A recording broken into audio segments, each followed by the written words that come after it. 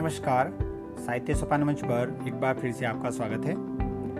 आज हम एक मनोविश्लेषणात्मक कहानी के बारे में अध्ययन कर रहे हैं जिसका शीर्षक है गैंग्रीन। गैंग्रीन एक रोग भी माना जाता है और इस कहानी का शीर्षक रोज़ के नाम से भी हम पढ़ते हैं। यह कहानी सच्चिदानंद हीरानंद वात्स्यायन अगेय के द्वारा रचित है और अधिकतर इनकी कहानियाँ जो है वो मनोविश्लेषणात्मक कहानियों के रूप में देखी जाती है। यह कहानी भी मुख्यतः मनोविश्लेषणात्मक कहानी ही है। अब इस कहानी के मुख्य पात्र तीन ही हैं। महेश्वर नाम के एक पहाड़ी अस्पताल में डॉक्टर हैं और उनकी पत्नी मालती, और इन दोनों का पुत्र जो है टीटी। अब हम इस कहानी के मूल कहानी के रूप में उसका अध्ययन करते हैं।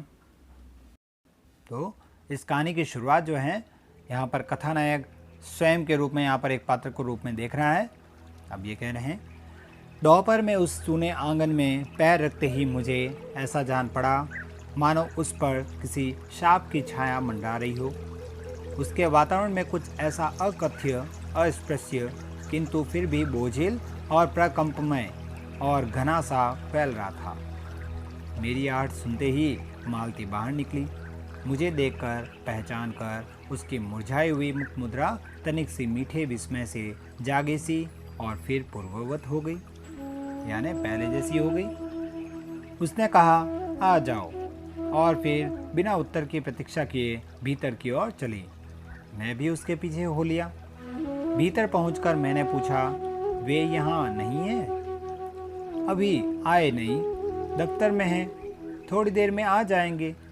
कोई 1:30-2 बजे आया करते हैं। कब से गए हुए हैं? सवेरे उठकर ही चले जाते हैं। मैं हूँ कहकर पूछने को हुआ, और तुम इतनी देर क्या करती हो? पर फिर सोचा, आते ही एकाएक प्रश्न ठीक नहीं है। मैं कमरे के चारों ओर देखने लगा। मालती एक पंखा उठा लाई और मुझे हवा करने लगी। मैंने आपत्ति करते हुए कहा, नहीं, मुझे नहीं चाहिए। पर वह नहीं मानी। बोली, वाह, चाहिए कैसे नहीं? इतनी धूप में आए तो यहाँ तो। मैंने कहा, अच्छा लाओ, मुझे दे दो।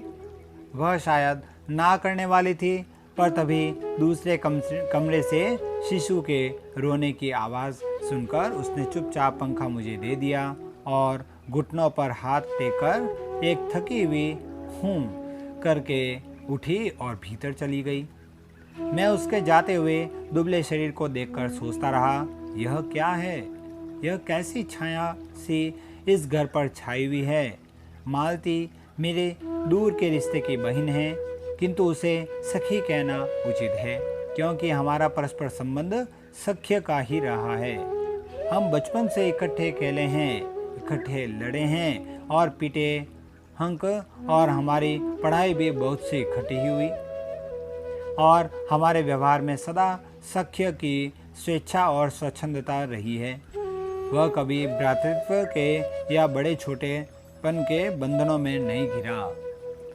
मैं आज कोई 4 वर्ष बाद उसे देखने आया हूँ। जब मैंने उसे इससे पूर्व देखा था तब वह लड़की ही थी। अब वह विवाहिता है, एक बच्चे की माँ भी है। इससे कोई परिवर्तन उसमें आया होगा, और यदि आया होगा तो क्या, यह मैंने अभी सोचा नहीं था। किंतु अब उसकी पीठ की ओर देखता हुआ मैं सोच रहा था, यह कैसी छाया इस घर पर छाई हुई है, और विशेषतया मालती पर। मालती बच्चे को लेकर लौट आई और फिर मुझसे कुछ दूर नीचे बिछी हुई दरी पर बैठ गई। मैंने अपनी कुर्सी घुमाकर कुछ उसकी ओर उन्मुख यानी सामने होकर पूछा, इसका नाम क्या है? मालती ने बच्चों की ओर देखते हुए उत्तर दिया, नाम तो कोई निश्चित नहीं किया, वैसे टीटी कहते हैं। मैंने उसे बुलाया, टीटी, टीटी, आजा। पर वह अपनी बड़ी बड़ी आंखों से मेरी ओर देखता हुआ अपनी माँ से चिपट गया और रूहा सा होकर कहने लगा, हूँ। मालती ने फिर उसकी ओर एक नज़र देखा, फिर बाहर आंगन की ओर देखने लगी। काफ़ी देर मौन रहा।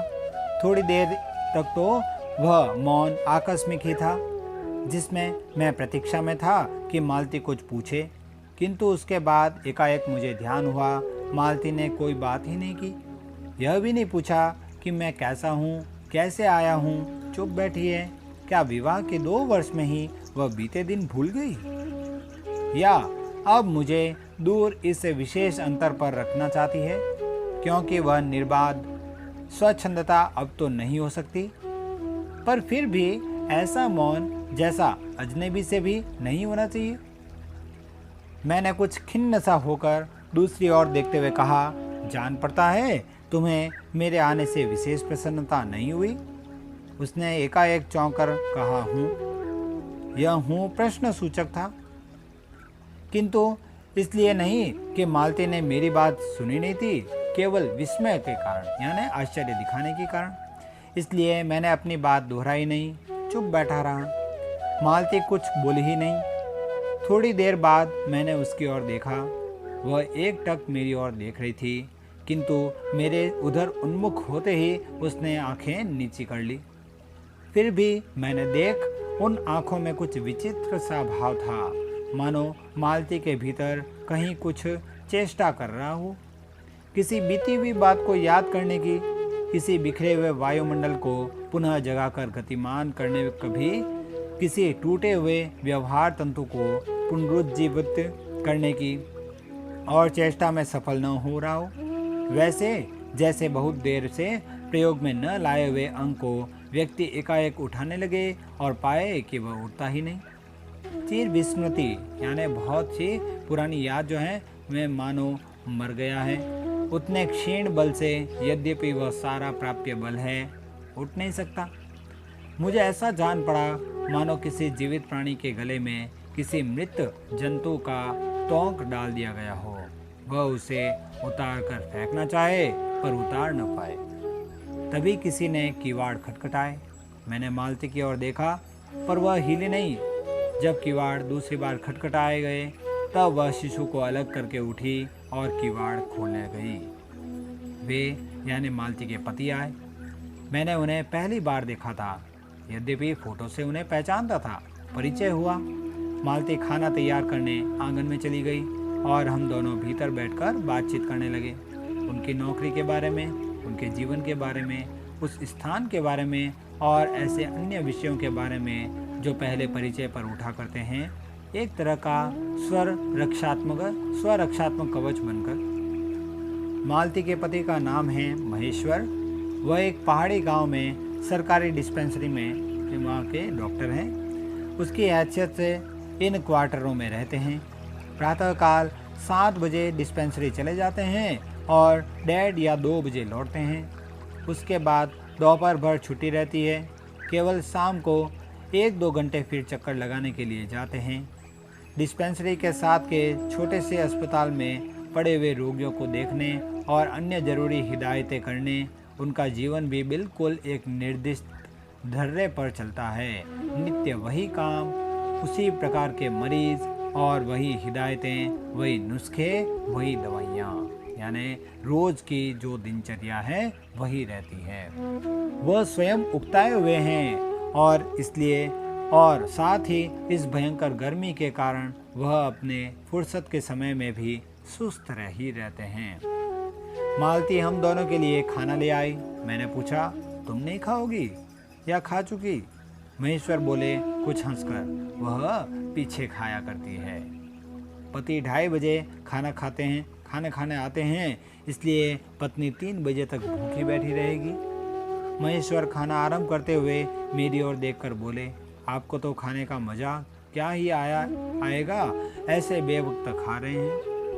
मैंने उत्तर दिया, वाह, देर से खाने पर तो और भी अच्छा लगता है। भूख बढ़ी हुई होती है पर शायद मालती बहन को कष्ट होगा। मालती टोक कर बोली, मेरे लिए तो यह नई बात नहीं है, रोज ही ऐसा होता है। मालती बच्चे को गोद में लिए हुए थी। बच्चा रो रहा था पर उसकी ओर कोई भी ध्यान नहीं दे रहा था। मैंने कहा, यह रोता क्यों है? मालती बोली, हो ही गया है चिड़चिड़ा सा, हमेशा ही ऐसा ही रहता है। फिर बच्चे को डॉक्टर ने कहा, चुप कर, जिससे वह और भी रोने लगा। मालती ने भूमि पर बैठा दिया और बोली, अच्छा ले, रो ले। और रोटी लेने आंगन की ओर चली गई। जब हमने भोजन समाप्त किया तब 3 बजने वाले थे। महेश्वर ने बताया कि उन्हें आज जल्दी अस्पताल जाना है। वहाँ 1-2 चिंताजनक केस आए हुए हैं जिनका ऑपरेशन करना पड़ेगा। 2 के शायद टांग काटनी पड़े, गैंग्रीन हो गया है। थोड़ी ही देर में वह चले गए। मालती किवाड़ बंद कर आई और मेरे पास बैठने ही लगी थी कि मैंने कहा, अब खाना तो खा लो, मैं उतनी देर टीटी से खेलता हूँ। वह बोली, खा लूँगी, मेरे खाने की कौन बात है, किंतु चली गई। मैं टीटी को हाथ में लेकर झुलाने लगा, जिससे वह कुछ देर के लिए शांत हो गया। दूर शायद अस्पताल में ही 3 खड़गे। एकाएक मैं चौंका। मैंने सुना मालती वहीं आंगन में बैठी अपने आप ही एक लंबी सी थकी हुई सांस के साथ कह रही है, 3 बज गए। मानो बड़ी तपस्या के बाद कोई कार्य संपन्न हो गया हो। थोड़ी ही देर में मालती फिर आ गई। मैंने पूछा, तुम्हारे लिए कुछ बचा भी था? सब कुछ तो बहुत था। हाँ, बहुत था। भाजी तो सारी मैं ही खा गया था। वहाँ बचा कुछ तो होगा ही नहीं। यहीं रौब तो न जमाओ कि बहुत था। मैंने हंसकर कहा। मालती मानो किसी और विषय की बात कहती हुई बोली, यहाँ सब्जी वब्जी तो कुछ होती ही नहीं। कोई आता जाता है तो नीचे से मंगा लेते हैं। मुझे आए 15 दिन हुए हैं। जो सब्जी साथ में लाए थे वही अभी बढ़ती जा रही है। मैंने पूछा, नौकर कोई नहीं? कोई ठीक मिला नहीं, शायद 2-1 दिन में हो जाए। बर्तन भी तुम ही मांजती हो, और कौन? कहकर मालती क्षण भर आंगन में जाकर लौट आई। मैंने पूछा, कहाँ गई थी? आज पानी ही नहीं है, बर्तन कैसे मंजेंगे? क्यों? पानी को क्या हुआ? रोज ही होता है, कभी वक्त पर तो आता नहीं। आज शाम को 7 बजे आएगा, तब बर्तन मंजेंगे। चलो, तुम्हें 7 बजे तक तो छुट्टी हुई। कहते हुए मैं मन ही मन सोचने लगा, अब इसे रात के 11 बजे तक काम करना पड़ेगा। छुट्टी क्या खाक हुई? यही उसने कहा। मेरे पास कोई उत्तर नहीं था, पर मेरी सहायता टीटी ने कहा। एकाएक फिर रोने लगा और मालती के पास जाने की चेष्टा करने लगा। मैंने उसे दे दिया। थोड़ी देर फिर मौन रहा। मैंने जेब से अपनी नोटबुक निकाली और पिछले दिनों के लिखे हुए नोट देखने लगा। तब मालती को याद आया कि उसने मेरे आने का कारण तो पूछा ही नहीं, और बोली, यहाँ कैसे आए? मैंने कहा ही तो। अच्छा, अब याद आया, तुमसे मिलने आया था। और क्या करने? तो 2-1 दिन रहोगे ना? नहीं, कल चला जाऊंगा, जरूरी जाना है। मालती कुछ नहीं बोली, कुछ खिन्न सी हो गई। मैं फिर नोटबुक की तरफ देखने लगा। थोड़ी देर बाद मुझे ध्यान हुआ कि मैं आया तो हूँ मालती से मिलने, किंतु यहाँ वह बात करने को बैठी है और मैं पढ़ रहा हूँ। पर बात भी क्या की जाए? मुझे ऐसा लग रहा था कि इस घर पर जो छाया घिरी हुई है वह अज्ञात रहकर भी मानो मुझे वश में कर रही है। मैं भी वैसा ही नीरस निर्जीव सा हो रहा हूँ, जैसे यह घर, जैसे मालती। मैंने पूछा, तुम कुछ पढ़ती लिखती नहीं? मैं चारों ओर देखने लगा कि कहीं किताब दिख पड़े। यहाँ, कहकर मालती थोड़ा सा हंस दी। वह हंसी कह रही थी, यहाँ पढ़ने को क्या? मैंने कहा, अच्छा, मैं वापस जाकर जरूर कुछ पुस्तकें भेजूंगा, और वार्तालाप फिर समाप्त हो गया। थोड़ी देर बाद मालती ने फिर पूछा, आए कैसे हो? लारी में? पैदल? इतनी दूर? बड़ी हिम्मत की। आखिर तुमसे मिलने आया हूँ। ऐसे ही आए हो? नहीं, कुली पीछे आ रहा है सामान लेकर। मैंने सोचा बिस्तरा ही ले ही चलूँ। अच्छा किया, यहाँ तो बस। कहकर मालती चुप रह गई। फिर बोली, तब तुम थके होंगे, लेट जाओ। नहीं, बिल्कुल नहीं थका। रहने भी दो, थके नहीं, भला थके हैं। और तुम क्या करोगी? मैं बर्तन मांज रखती हूँ, पानी आएगा तो धुल जाएंगे। थोड़ी देर में मालती उठी और चली गई, टीटी को साथ लेकर। तब मैं भी लेट गया और छत की ओर देखने लगा। मेरे विचारों के साथ आंगन से आती हुई बर्तनों के घिसने की खन खन ध्वनि मिलकर एक विचित्र, एक स्वर उत्पन्न करने लगी, जिसके कारण मेरे अंग धीरे धीरे ढीले पड़ने लगे और मैं ऊँघने लगा, यानी नींद आ गई। एकाएक वह एक स्वर टूट गया, मौन हो गया। इससे मेरी तंद्रा भी टूटी। मैं उस मौन में सुनने लगा। 4 खड़क रहे थे और इसी का पहला घंटा सुनकर मालती रुक गई थी। वहीं 3 बजने वाली बात मैंने फिर देखी, अब की बार और उग्र रूप में। मैंने सुना मालती एक बिल्कुल अनैच्छिक अनुभूतिहीन नीरस यंत्रवत, वह भी थके हुए यंत्र कैसे स्वर में कह रही है, 4 बज गए। मानो इस अनैच्छिक समय गिनने में ही उसका मशीन तुल्य जीवन बीतता हो। वैसे ही जैसे मोटर का स्पीडोमीटर यंत्रवत फासला नापता जाता है और यंत्रवत विश्रांत स्वर में कहता है, किससे कि मैंने अपने अमित शून्य पथ का इतना अंश तय कर लिया, न जाने कब कैसे मुझे नींद आ गई।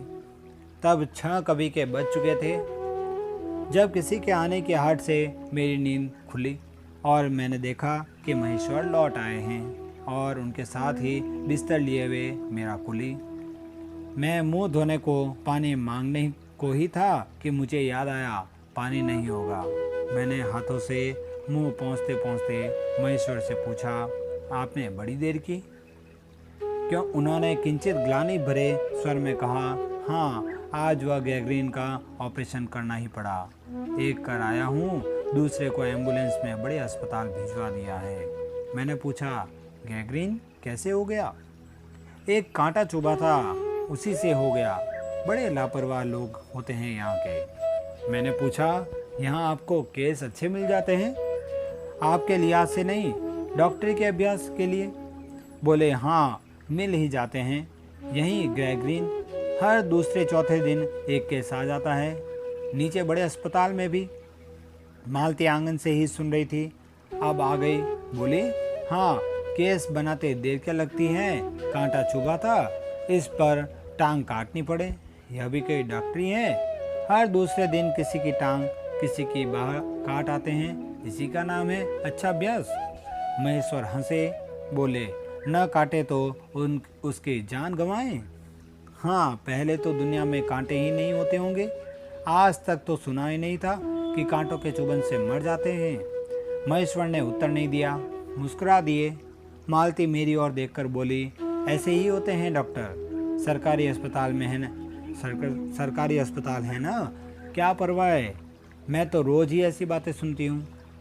अब कोई मर मुर जाए तो ख्याल ही नहीं आता। पहले तो रात रात भर नींद नहीं आया करती थी।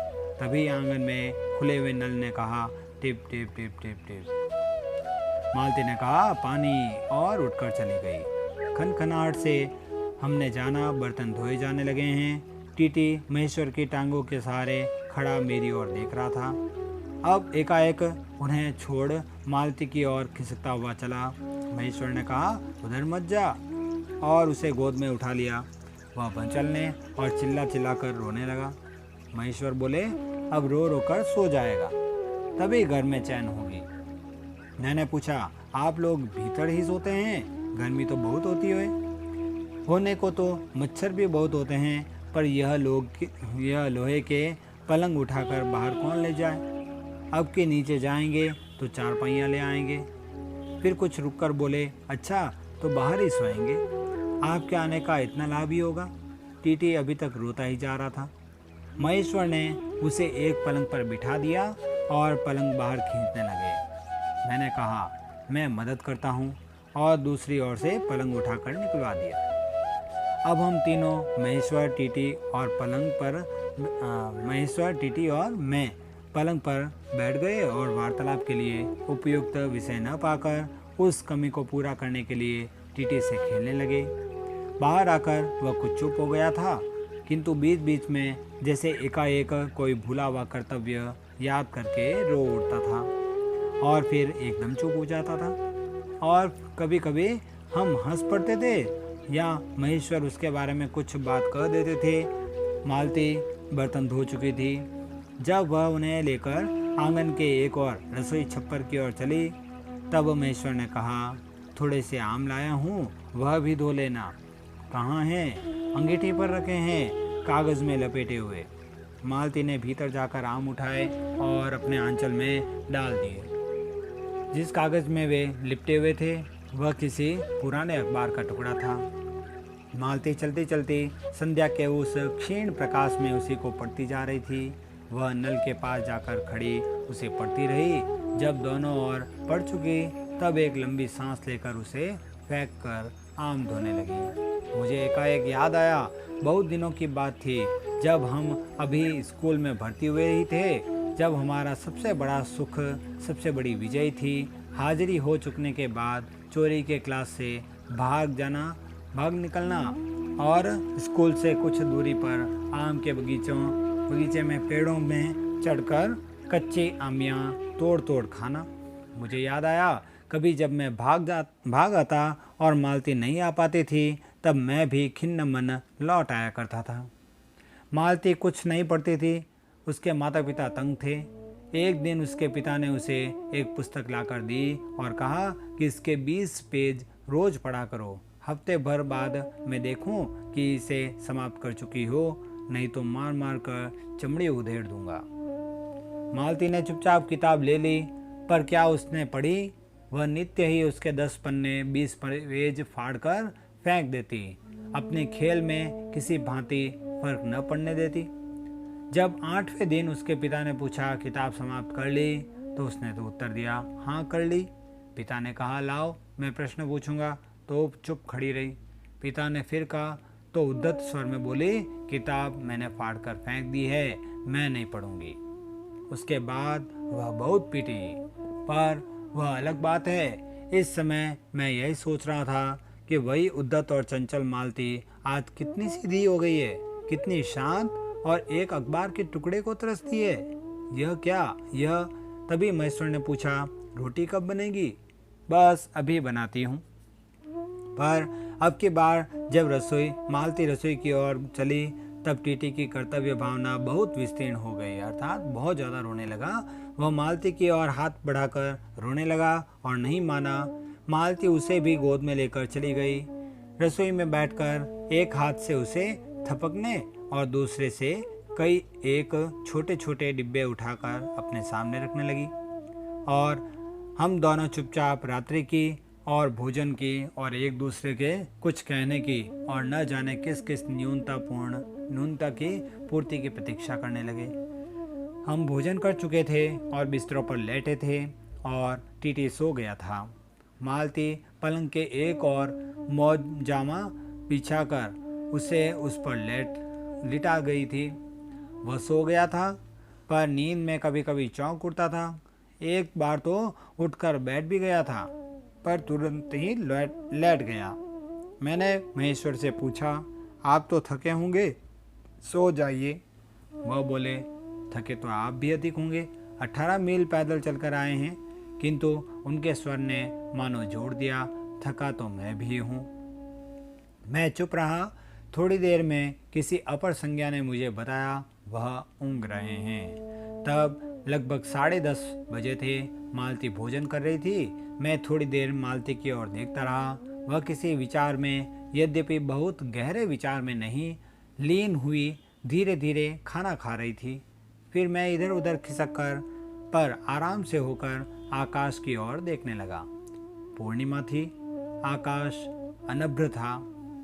मैंने देखा उस सरकारी क्वार्टर के दिन में अत्यंत शुष्क और नीरस लगने वाली स्लेट की छत भी चांदनी में चमक रही है, अत्यंत शीतलता और स्निग्धता से छलक रही है, मानो चंद्रिका उन पर से बहती हुई आ रही हो, झर रही हो। मैंने देखा पवन के चीड़ के वृक्ष गर्मी से सूख कर मटमेले हुए चीड़ के वृक्ष धीरे धीरे गा रहे हो। कोई राग तो जो कोमल हैं किंतु कारुण नहीं है, अशांतिमय है किंतु उद्वेगमय नहीं है। मैंने देखा प्रकाश से धुंधले नीचे आकाश के तट पर जो चमगादड़ नीरव उड़ान से चक्कर काट रहे हैं वे भी सुंदर दिखते हैं। मैंने देखा दिन भर की तपन, अशांति, थकान, दाह पहाड़ों में से भाप से उठकर वातावरण में खोए जा रहे हैं, जिसे ग्रहण करने के लिए पर्वत शिशुओं ने अपनी चीड़ वृक्ष रूपी भुजाएं आकाश की ओर बढ़ा रखी हैं। पर यह सब मैंने ही देखा, अकेले मैंने। महेश्वर ऊँघ रहे थे और मालती उस समय भोजन से निवृत्त होकर दही जमाने के लिए मिट्टी का बर्तन गर्म पानी से धो रही थी और कह रही थी अभी छुट्टी हुई जाती है। और मेरे कहने पर ही कि 11 बजने वाले हैं धीरे से सिर हिलाकर जता रही थी कि रोज इतने ही बज जाते हैं। मालती ने वह सब कुछ नहीं देखा। मालती का जीवन अपनी रोज की नियत गति से बहा जा रहा था और एक चंद्रमा की चंद्रिका के लिए, एक संसार के लिए रुकने को तैयार नहीं था। चांदनी में शिशु कैसा लगता है, इस अलग जिज्ञासा ने मैंने टीटी की ओर देखा और वह एकाएक मानो किसी शेषवोचित वामता से उठा और खिसक कर पलंग से नीचे गिर पड़ा और चिल्ला चिल्ला कर रोने लगा। महेश्वर ने चौंक कर कहा, क्या हुआ? मैं झपट कर उसे उठाने दौड़ा। मालती रसोई से बाहर निकल आई। मैंने उसे खट शब्द को याद करके धीरे से करुणा भरे स्वर में कहा, चोट बहुत लग गई है बेचारे के। यह सब मानो एक ही क्षण में एक ही क्रिया की गति में हो गया। मालती ने रोते हुए शिशु को मुझसे लेने के लिए हाथ बढ़ाते हुए कहा, इसके चोट लगती ही रहती है, रोज ही गिर पड़ता है। एक छोटे क्षण भर के लिए मैं स्तब्ध हो गया। फिर एकाएक मेरे समूचे अस्तित्व ने विद्रोह के स्वर में कहा, मेरे मन ने भीतर ही बाहर एक शब्द भी नहीं निकला। माँ, युवती माँ, यह तुम्हारे हृदय को क्या हो गया है जो तुम अपने एकमात्र बच्चे के गिरने पर भी ऐसी ही बात कह सकती हो? और यह अभी जब तुम्हारा सारा जीवन तुम्हारे आगे है। और तब एकाएक मैंने जाना कि वह भावना मिथ्या नहीं है, यानी झूठी नहीं है। मैंने देखा कि सचमुच उस कुटुंब में कोई गहरी भयंकर छाया घर कर गई है। उसके जीवन के इस पहले ही यौवन में घुन की तरह लग गई है। उसका इतना अभिन्न अंग हो गई है कि वे उसे पहचानते नहीं, उसी की परिधि में गिरे हुए चले जा रहे हैं। इतना ही नहीं, मैंने उस छाया को देख भी लिया। इतनी देर में पूर्ववत शांति ही हो गई थी। महेश्वर फिर लेटकर ऊँघ रहे थे। टीटी मालती के लेटे हुए शरीर से चिपटकर चुप हो गया था। यद्यपि कभी एक आध सिसकी उसके छोटे से शरीर को हिला देती थी, मैं भी अनुभव करने लगा था कि बिस्तर अच्छा सा लग रहा है। मालती चुपचाप आकाश में देख रही थी, किंतु क्या चंद्रिका को या तारों को। तभी 11 का घंटा बजा। मैंने अपनी भारी हो रही पलकें उठाकर अकस्मात किसी अस्पष्ट प्रतीक्षा से मालती की ओर देखा। 11 के पहले घंटे की खड़कन के साथ ही मालती की छाती एकाएक फफोले की भांति उठी और धीरे धीरे बैठने लगी और घंटा ध्वनि के कंपन के साथ ही मुँह खो जाने वाली आवाज में उसने कहा, 11 बज गए। इस प्रकार इस कहानी का अंत यही होता है। इस कहानी का मुख्य उद्देश्य वैवाहिक जीवन में नारी के एक मशीन की तरह, एक यंत्र की तरह जो जीवन जो दिखाई देता है और उसके एक सीमित दायरे को इसमें दिखाने का प्रयास किया गया है। यहाँ पर नारी के उस उज्जवल रूप को दबाते हुए और जिस प्रकार से यहाँ पर हताश दिखाया गया है, उससे हम इनकी स्थिति समझ सकते हैं। यदि ये वीडियो आपको पसंद आए तो इसे लाइक, कमेंट और शेयर जरूर करें। साथ ही इस चैनल को सब्सक्राइब करना ना भूलें।